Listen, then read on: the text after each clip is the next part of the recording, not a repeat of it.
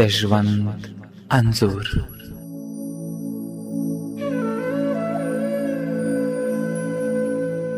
د ژوند انځور.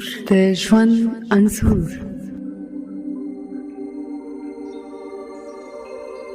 خیال، فکر،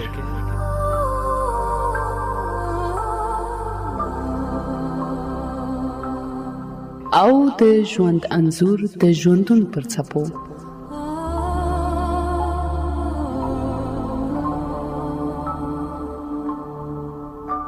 په دې خپرونه کې لنډې کیسې، داستانونه او ناولونه در اورو. نګهت په ژړا ژړا زما خواته راغله او زه یې له اوږو ونیولم او ویې لړزولم. وروره، ایمان زموږ څخه لاړه او موږ سره یې د تل لپاره خدای پاماني وکړه. هغه به اوس هېڅکله هم رانشي. پکټ دا جنازې مې جړېدلې وې کنه. د ژوند انځور.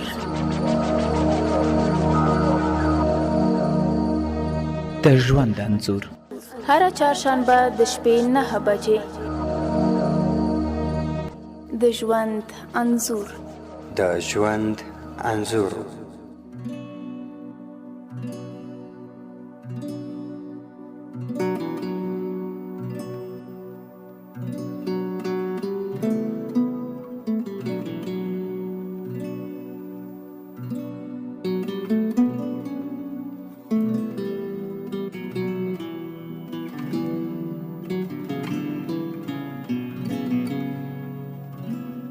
د ژوندون رادیو قدرمن اوریدونکو په سلامونه کې هیله مو هرکلی کوم. په دې هیله چې ټول راته روغ او جوړ اوسئ او د خوشحالۍ شپه مو پیل کړې اوسي. درنو اوریدونکو، د زرو د ناول دا برخه له دې ځای څخه پیلوو.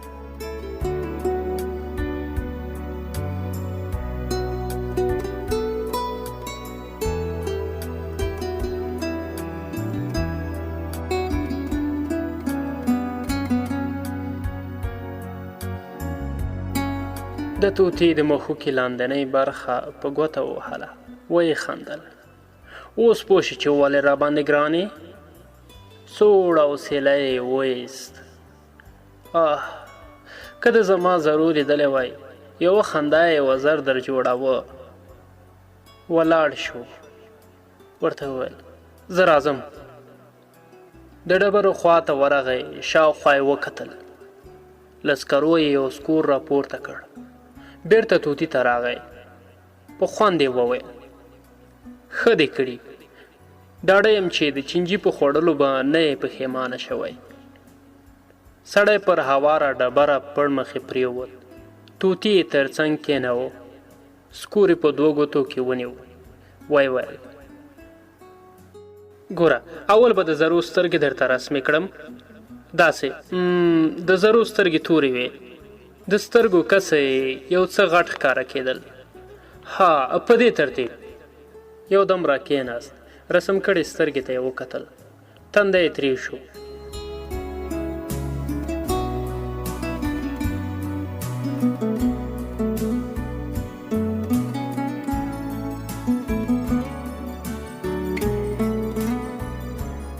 دا سترګه غټه راغلی ده، خو د زرو سترګې وړې وې. دومره اوږده باڼه یې نه لرل. ښکلې نه ده. له زرو سره غټې سترګې ښې نه ښکاره کېدې. واسکټ ته یې لاس ور وغځاوه. پر انځور کړې سترګه یې تېر کړ.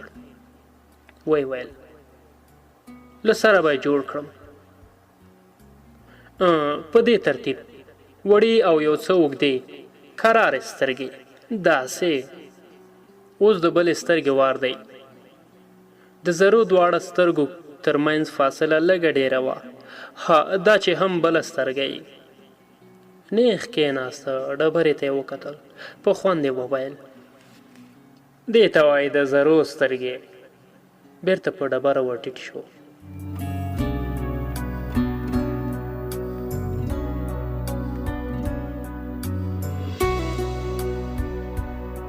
ښه نو ګوره، اوس یې د پزې وار دی.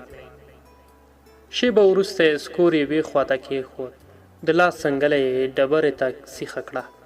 لاس یې تر زنې لاندې کړ. ډبرې ته یې وکتل. یو دم یې واسکټ تر کونج ونیو. وی ویل نه د زرو پزه دومره هسکه نه وه. د واسکټ ژۍ په خپله ژبه لنده کړه. د رسم کړي پزې لاندې برخه ته یې ونیوله. طوطي ته یې وکتل او وی ویل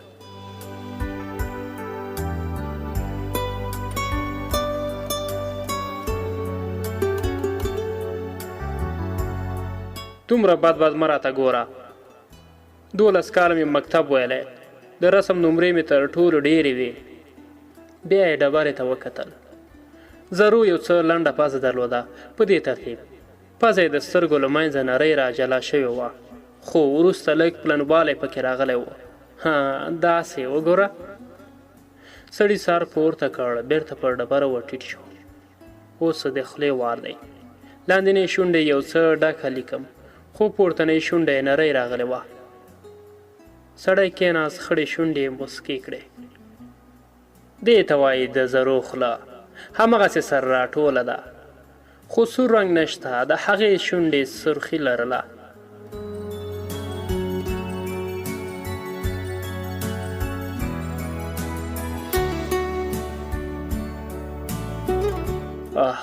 تر غومبرو لاندې ژور ځایونه مې څنګه هېرېدل. ټیټ شو، خو بېرته نیغ کېناست. نه زرو، په دې رسم کې دې نه دي خندلې. دا وړې ژورې یوازې په خندا کې راتلې. د هغې په خندا پسې خفه یم. هو رښتیا، زرو پراخ سپین تندی درلود. د ویښتو رسمول به یې تندي ښکاره کړي. بیا نو پر ډبره باندې پرېوت. ویښته یې تور ول، کټ مټ لکه دا سکور، خو دومره سپېره نه ښکاره کېدل. بس خدای یې ځلا یې درلوده. یو دم یې تندی تریو شو. مات سکور یې اوبو ته واچو او ویې ویل نه پوهېږم، تر بارانه یوه ورځ مخکې دلته ولمبېدم. یخني مې وشوه، اور مې بل کړ، خو فکر مې وکړ وروستی باران له سکوره سکه ایستلې ده.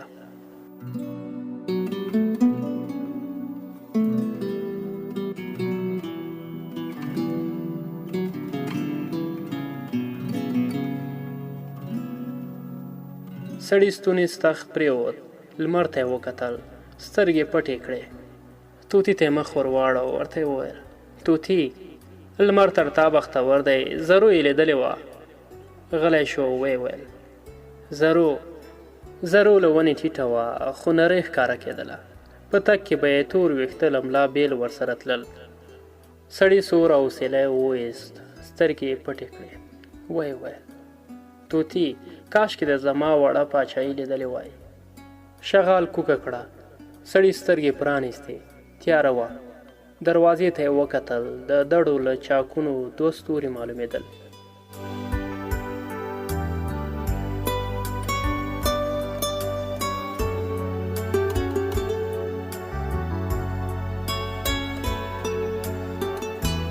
سړي پر غولي لاس تیر کړ. د چارمغز مات پوستکه په ګوتو ورغی. کړپ شو، پوستکي پر کاسه ولګېده. پر ځمکه د طوطي د مات وزر کرخنده غږ واورېدل شو. سړی وویل ښه ده چې ژوندی یې. سترګې سره وروستې، ویې ټوخل. ټوخي یې زور واخیست، لاس یې وتپاوه.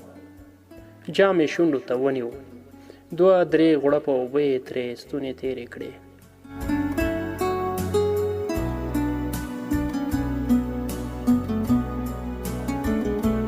راولاړ شو. وړې لرګینې کړکۍ ته یې لاس ور وغځاوه. پر مخ یې سوړ باد ولګېد. د باندې وکتل. پر ونو د ستورو تته رڼا پرته وه. سړی بېرته خپل ځای ته راغی. د ایږ پوستکی پر زنګنونو ور وښویاوه. غلی پرېوت. ټټر یې دروند شو، لاس یې ور طوطي کریژه کړه. سړي چیغه کړه نه دې خورم. طوطي یې تر غاړې ونیو، پر خپل ټټر یې کېناوه. طوطي ټوپ کړل. سړي لاس پسې ور واچوه. په ګوتو کې مړې بڼکې پاتې شوې. سړی غلی پرېوت، خو وروسته سلګۍ واخیست او په غرۍ غږ کې وویل طوطي، ته باید زما خبرې واورې. باید حتمي زما خبرې واورې. بیا غلی شو. یو دم یې تر خولې تېره کوکه راووته. زرو زړه مې چوي، زړه مې چوي، زرو تا پسې مې زړه چوي.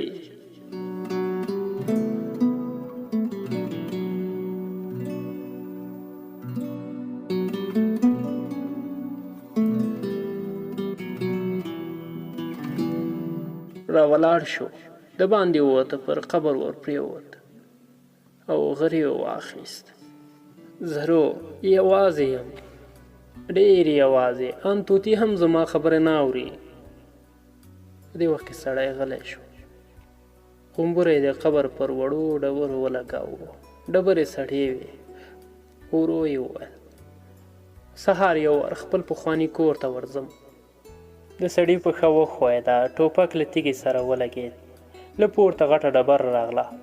سړي ځان څنګ ته کړ، پر اړخ ولوېد، لاندې ورغړېد. له اغزو ډک بوټی یې اوږې ته سیخ شو. اخ یې کړل. تیرې تیږې ته یې لاس ور واچو. تیږه ښویه وه، ګوتې یې بېلې شوې. د یوې ونې تر تنې غبرګ لاسونه راتاو کړل. همالته اوږد وغځېد.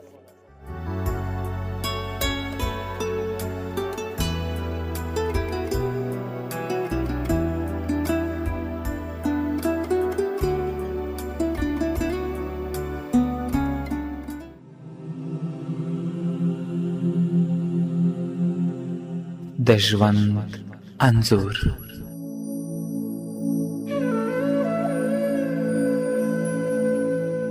د ژوند انځور. د ژوند انځور.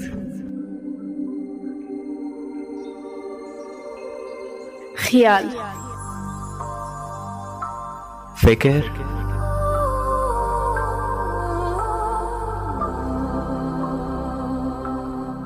او د ژوند انځور د ژوندون پر څپو.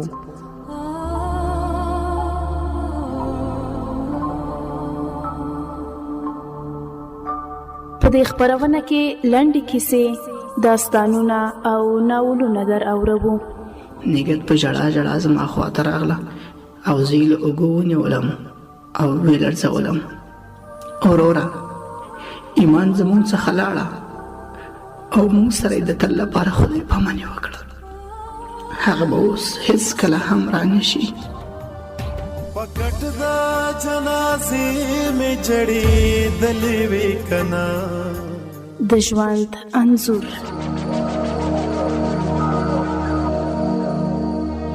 د ژوند انځور هره چهارشنبه د شپې 9 بجې. د ژوند انځور. د ژوند انځور.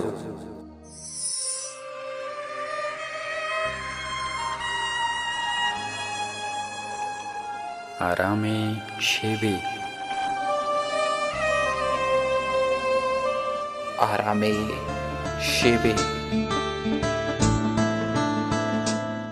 په دې خپرونه کې اړیکې ونیسئ او آرامې سندرې واورئ. خپلو یارانا سړی له ژوند تباه کوي. مې دلبري نه دلداري وکړه، نه مې دلبري نه دلداري وکړه. آرامې شېبې له شنبې تر سې شنبې. همدا اوس اوس اوس اوس اوس همدا اوس به شراب اوس کم په نهره. همدا اوس به د ماښام کمه سهاره.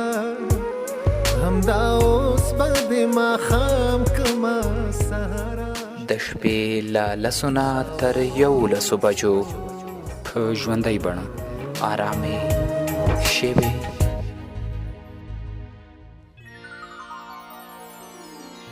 خلک به هر څه وایي، خو زه هیڅ هم نه وایم، ځکه ما پر تا باور کړی، پر خلکو نه. ته لاړې، خو زما زړه او ذهن دواړه دې له ځان سره یوړل. اوس مې روح سرګردان او تن مې د کالبد په شان دی.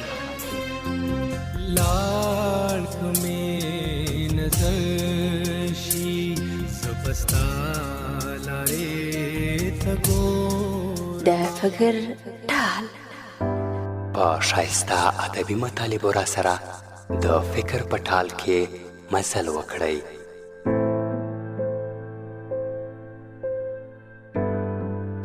د فکر ټال هر چهارشنبه د شپې 10 بجې او بیا ځلې هر جمعه د ماښام 6 بجې.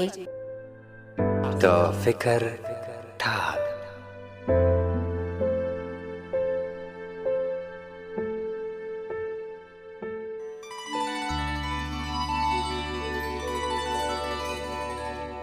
رنگین محل.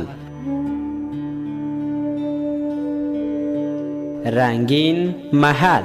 رنگین محل. زما د څه نصیب که خدایا چې کم معیار شي هغه ورک له ملکه شینه. مینا له مینې پیدا کېږي او په مینه د کتل مین د کړمه.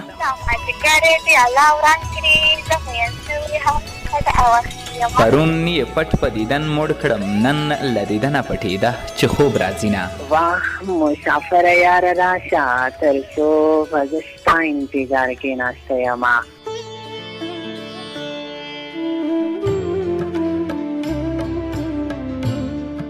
رنگین محل له یکشنبه تر چهارشنبه د مازیګر 15 بجې لا ژوندون رادیو څخه اوریدلای شئ. رنگین محل.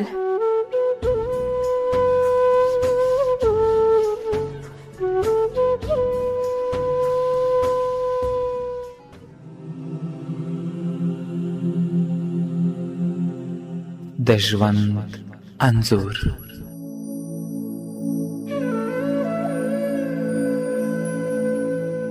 د ژوند انځور. د ژوند انځور.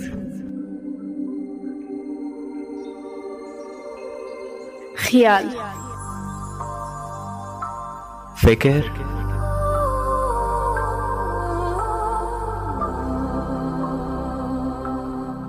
او د ژوند انځور د ژوندون پر څپو.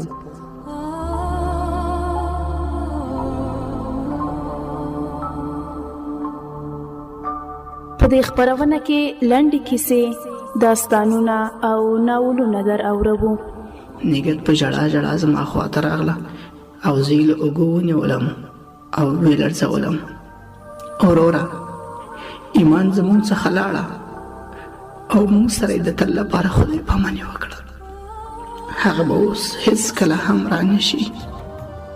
پکټ دا جنازې مې جړېدلې وې کنه. د ژوند انځور.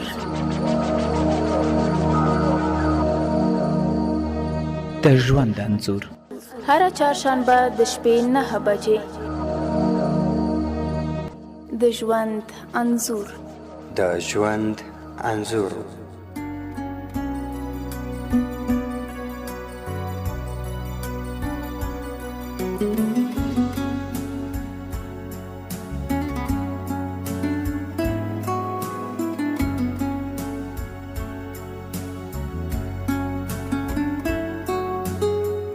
په دې وخت کې باڼه یې خلاص کړه.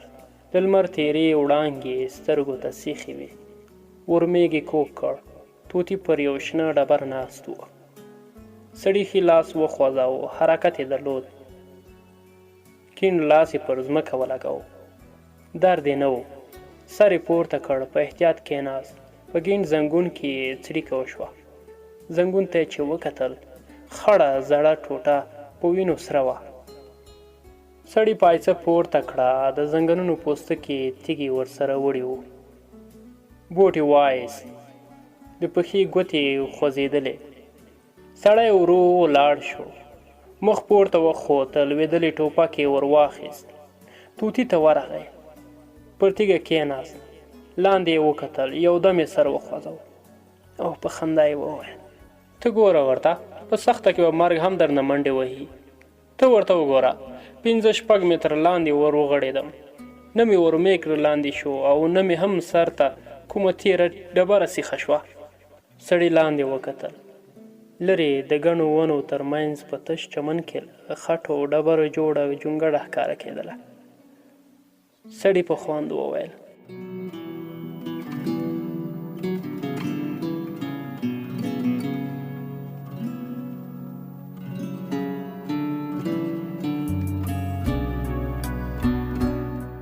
توتی پوهیږي چې دا جونګړه مو څه وخت جوړه کړه؟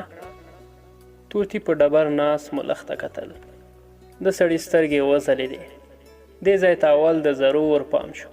د لوړې یې ولید، خوند یې ورکړ. کله چې ورښکته شوه د اوسېدو لپاره سم راته وایست. زرو خوشحاله وه، پر مټ یې کلک چونډی را ولګاو. په خوند یې وویل انتخاب یې څنګه دی؟ وروسته یې 3-4 ګامه واخیستل. په شنه چمن کې یو تیږه کېښوده او ویې ویل تر دې ځایه به یو کوټه جوړه کړو. بیا یې له ونې لوېدلی چارمغز ور واخیست. د کیڼې سترګې پاڼه یې سره ور وستل. لاندنۍ شونډه یې په غاښونو کې ټینګه کړه. چارمغز یې وار کړ، لرې وغورځېد. ویې ویل تر هغه ځایه به د لرګیو یو کټاره را وګرځوو. بس د ترکاریو د کرلو لپاره ښه ځای دی. بیا ما ته راغله، اوږه یې را سره وجنګوله. څنګه زما نقشه دې خوښه نه شوه؟ ما ورته وویل نه. په تندي کې یې یو ګونځې پیدا شو. دواړه شونډې سره ورغلې. بخیلي مه کوه، دا را سره ومنه چې ښکلی خبره مې وکړه. ومې ویل خو یو څه کم دی، د ماشومانو کوټه. زرو وخندل، پر غاړه یې کلکه خوله را ولګوله. په دې وخت کې سړی غلی شو.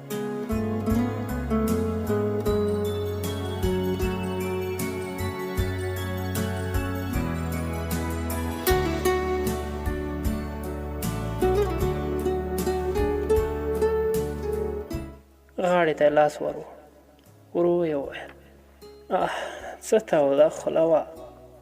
مخ یې ورواړو، د لمر وړانګې پر سترګو ورغلې، اوښکې پکې ځلېدلې. سړی ولاړ شو، توتي ته یې وکتل.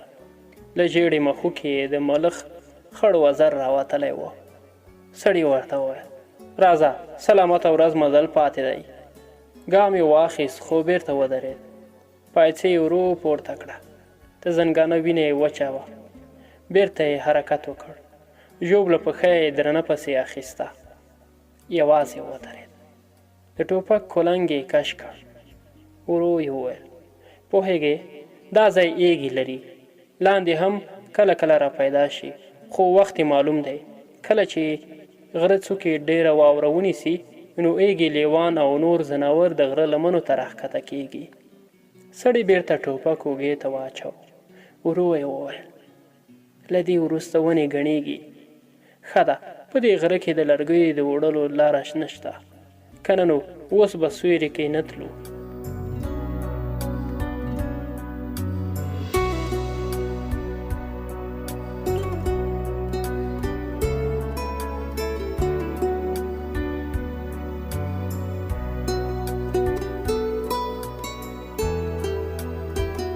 سړی د غار خولې ته ودرېد. ټوپک یې پر یو هواره ډبره کېښود. د دوو تیږو تر منځ یې راوتلي بوټي یې وڅنډه. د بوټي پاڼې یې پزې ته ورنږدې کړل. ساه یې کش کړه. ته ډېرې سترګې پټې وې. بېرته یې ټوپک ور واخیست. غار ته ننوت. غار ارت و. سړی یوازې ملا کړوپه کړه. بېرته نیغ شو. مخکې لاړه. په پراخ ځای کې ودرېد. ځای د یوې غټې کوټې په اندازه و. سړي شاوخوا وکتل. ټوپک یې کېښود. خوا یې ولاړې ډبرې ته یې کېناست. ډبره له سپینو لیکو ډکه وه. سړي شونډې ورنږدې کړې. ډبره یې ښکل کړه. له خاورې د ماتې پیالې لاس یې راپورته کړ. لمن یې پرې تېره کړه. په زړه پورې یې ونیو. ولاړ شو. د پیالې لاس ته یې له ماتو بنګړیو زړې ښځینه چپلۍ د موبایل لشکېدلي سپېره پوښ او جارو سره کېښود. په خاورو کې ستونی سیخ اوږد وغځېد. پورته یې وکتل. له ډبرو وچ واښه راوتلي وو. سړي سړه ساه واخیسته. سترګې یې پټې کړې. په اوبو کې د څاڅکو لیدو غږ راته. په اوبو کې یې چړپا شو. سړی په بیړه ټوپک ته ور وښوید. ګیدړې مخامخ منډه راواخیسته. ټوپ یې کړل. لنده لکه یې د سړي پر مخ ولګېده. خوا یې له غاره ووته. سړي لاړې تو کړې. خپل لستوڼی یې پر خوله تېر کړ. توتي ته یې وکتل. د دوو ډبرو په منځ کې ننوتی و.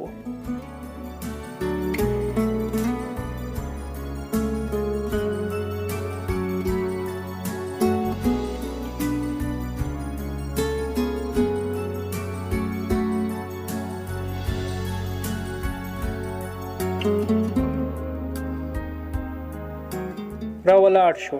د کوټې په بل سر کې پرې شوی غار ته ودرېد. ملا یې کوپه کړه، مخکې ولاړ. چونګی یې واورېد. سړي ټوپک همغې خوا ته ور واړاوه. یوه شیبه ودرېد. سترګې یې له تیارې سره اشنا شوې. د اوبو د کوچني ډنډ پر ژۍ د ګیدړې بچیان پراته وو.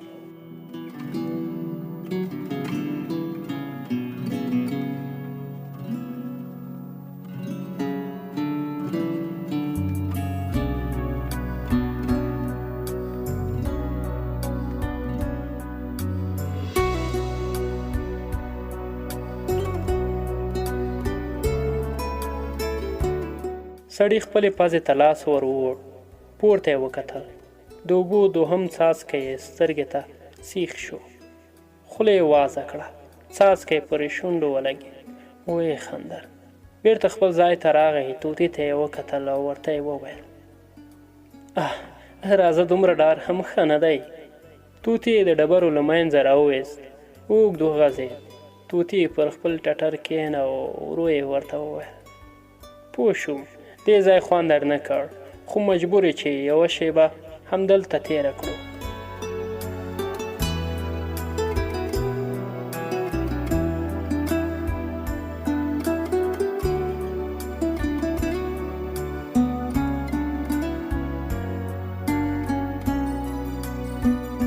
پوه شوم چې دې ځای خوند در نه کړ، خو مجبور یې چې یوه شپه همدلته تېره کړو. پوهېږې په دې ځای کې مې ډېرې یادونه پراته دي. په دې وخت کې سړي هودم وخندل. د طوطي مښوکه یې په خپله ګوته ووهله.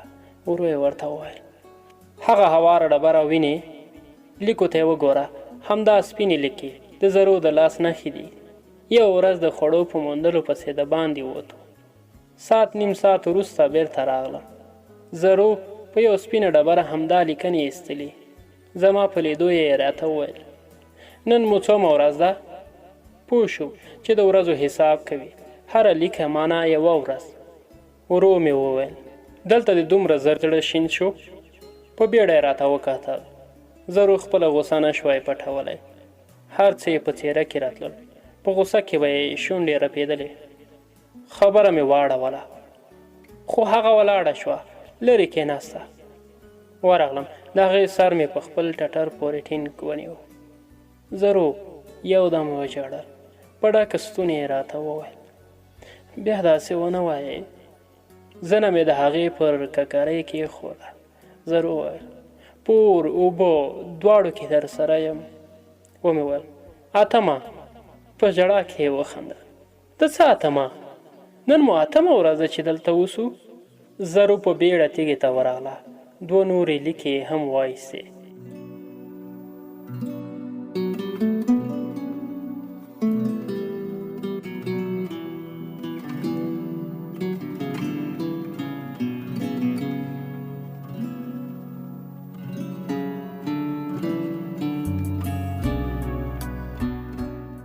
سړي ټوخي واخیست. خبرې پرې شوې. ویې ویل زرو به هره ورځ یو لیکنه ایسته. ټول 4 شپېته لیکې وي، څه باندې 2 میاشتې. په دې وخت کې سړی غلی شو. ورو یې وویل په دې ځای پسې مې د ژوند خوږې شېبې تړلې دي. په دې وخت کې طوطي ته وکتل او یې خندل. ښه ګوره، غزني ته په نه وې تللی. ډاډه یم که غږېدی شوې نو ځوابه دې نه و، ځکه غزني سوړ ولایت دی.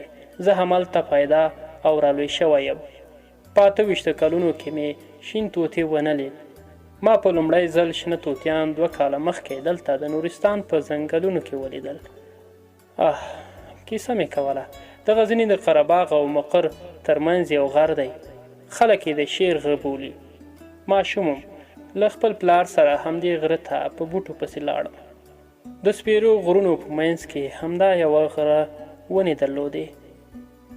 ګڼې نه وې. ترخو بادامو 300-400 زړې ونې ولاړې وې. پلار مې د غره ترخو او ګنګلانو ته د کولنګ تیره څوکه ونیوله. له واره سره په بوټي او ریښو سره راوخوت. له پلاره مې وپوښتل دادا ولې د بادامو وړانګې وچې ونې نه وړو؟ پلار مې په بیړه راته وکتل. تنده یې تریو. په خشکه یې وویل توبه وباسه بیا داسې چټیات ونه وایې. ما د بادامو ونو ته وکتل، تر ونو لاندې رالوېدلي زاړه وچ ښاخونه پراته وو.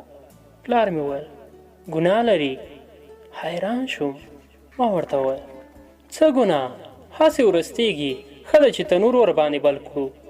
پلار مې کولنګ کېښود، راغی، په جګو پښو راته کېناست. زما پر اوږه یې غبرګ لاسونه کېښودل.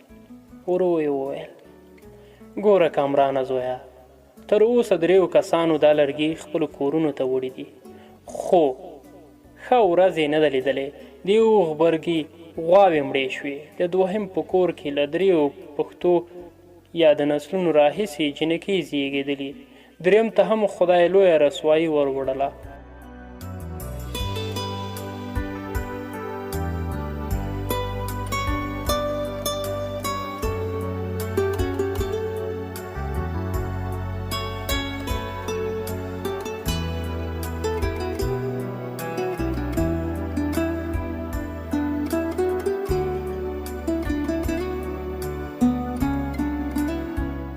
ژوندون رادیو قدرمن اورېدونکو، د ناول دا برخه په همدې ځای پای ته ورسېدله.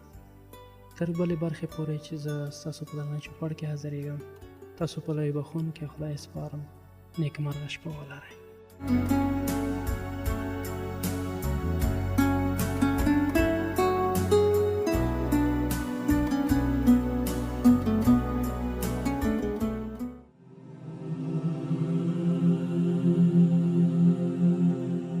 د ژوند انځور.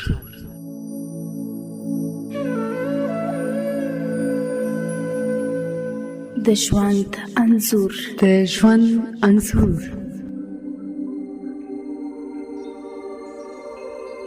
خیال،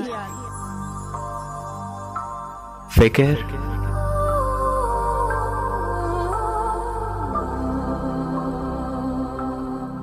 او د ژوند انځور د ژوندون پر څپو.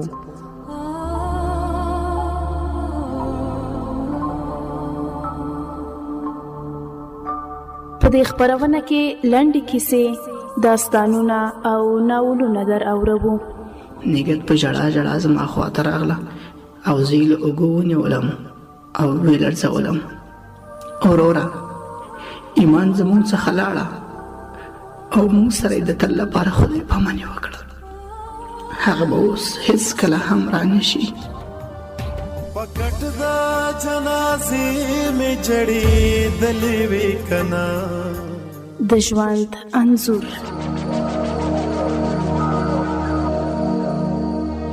د ژوند انځور هره چهارشنبه د شپې 9 بجې. د ژوند انځور. د ژوند انځور.